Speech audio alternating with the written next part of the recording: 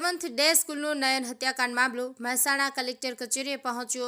અમદાવાદમાં આવેલી seventh day સ્કૂલમાં ધોળા દિવસે સિંધી સમાજનો આશાસ્પદ યુવાન નયન સંતાણી ઉપર ઘાટી હુમલા કરીને તેનું મોત નિપજાવનાર ગુનેગારોની તાત્કાલિક ધરપકડ કરી તેના વિરુદ્ધમાં કઠોરમાં કઠોર કાર્યવાહી કરવા મહેસાણા સિંધી સમાજની લાગણી અને માગણી બાબતે મહેસાણા કલેક્ટર કચેરી ખાતે આવેદનપત્ર પાઠવવામાં આવ્યું હતું।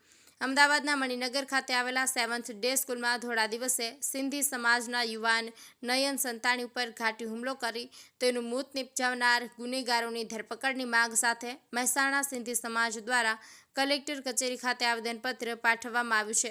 શું ગુજરાતમાં શૈક્ષણિક જગ્યા સલામત છે ખરી? એક મોટો સવાલ ઉદ્ભવી રહ્યો છે।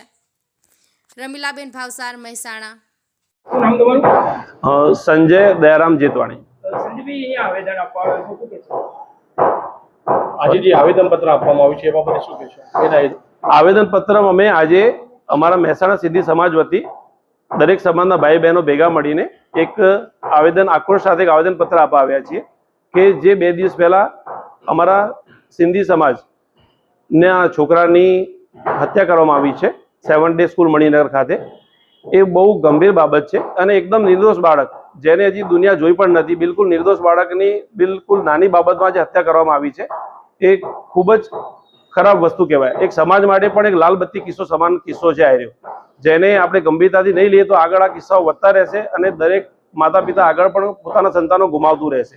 તો આના માટે આપણે જેને પણ આ કૃત્ય કર્યું છે એને કડકમાં કડક સજા અપાવી સ્કૂલ પ્રશાસન વિરુદ્ધ આકરા પગલાં ભરી કદાચ સ્કૂલને બંધ જ કરી નાખવી જોઈએ। આવી સ્કૂલોનું કોઈ જરૂરત જ નથી કે જે ભણતરની જગ્યાએ આવા ખોટા કામને પ્રોત્સાહન આપતી હોય તેવી સ્કૂલોની કોઈ આપણે મહેસાણામાં કે ગુજરાતમાં કે ભારતમાં જરૂર નથી આવી સ્કૂલોની આપણને।